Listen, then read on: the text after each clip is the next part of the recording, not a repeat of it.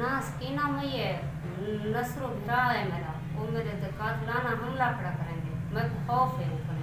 मैं जम्बूल की रिहायशी हाँ, और मेरी ज़मीन का मसला है। मैं अपनी ज़मीन को नहीं देंगी, वो मैं कोई बच्चा को लोग इतना मारे जो मैं को रेस्क्यू वाले चाह मैं हस्पताल रह गई थकार बैठे थाने रपट दी से। और मेरी बदल लोगों को अपील है जो मेरी मदद करें।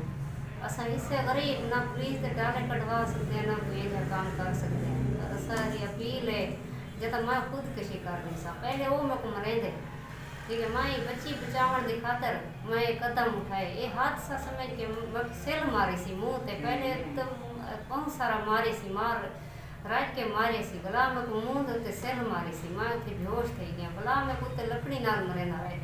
पीछे मैं को बस जले बेहोश थी पीछे छोड़ देते, मैं कोई पता करे पीछे रेस्क्यू वाले को फोन किए थे, मेरे जवान आ गए थे, वो मैं बचा।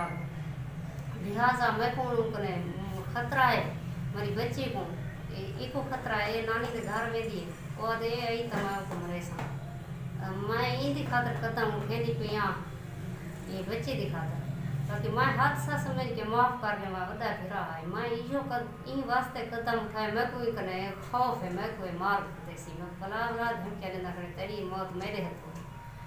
मेरी सब बड़े लोगों को अपील है, मेहरबानी करो, मैं गरीब का साथ